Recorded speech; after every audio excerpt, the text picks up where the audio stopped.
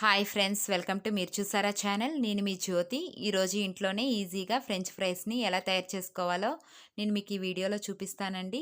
ఇవి చాలా రుచిగా ఉంటాయి, క్రిస్పీగా ఉంటాయండి. మీరు కూడా ఒకసారి ట్రై చేసి ఎలా వచ్చాయో నాకు కామెంట్ సెక్షన్లో తెలపగలరు.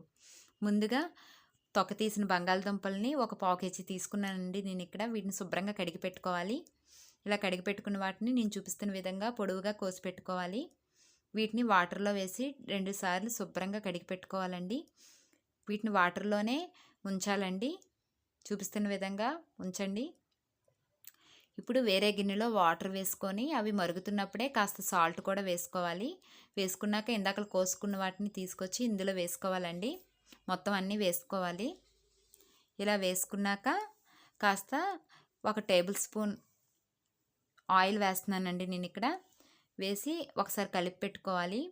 అవి సగం బాయిల్ అవ్వాలండి, పూర్తిగా ఉడికించుకోవద్దు. ఇలా సగం బాయిల్ అయిన తర్వాత వాటిని వడకట్టుకోవాలి నీరు లేకుండా.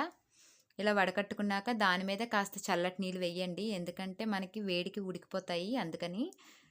ఇప్పుడు ఒక టర్కీ టవల్ పెట్టుకొని అందులోని ఇవి వేసి ఒకసారి అలా మూసి తీస్తే మనకి ఆరిపోతాయండి. ఎందుకంటే మనం ఆయిల్ వేసాం కదా, వెంటనే తడి ఉండదు, ఆరిపోతాయి.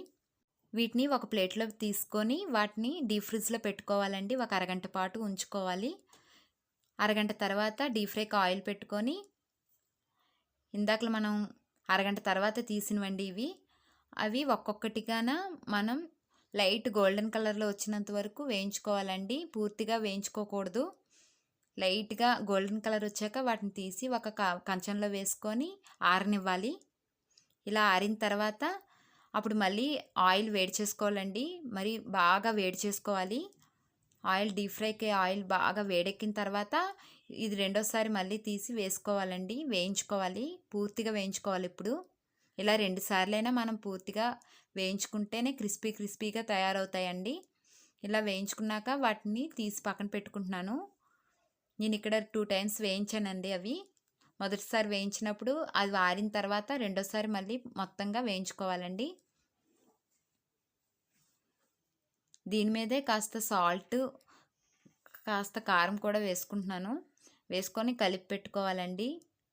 వీటిని ఒక ప్లేట్లో పెట్టుకోవాలి. చూసారు కదా, ఫ్రెంచ్ ఫ్రైస్ రెడీ అయిపోయి.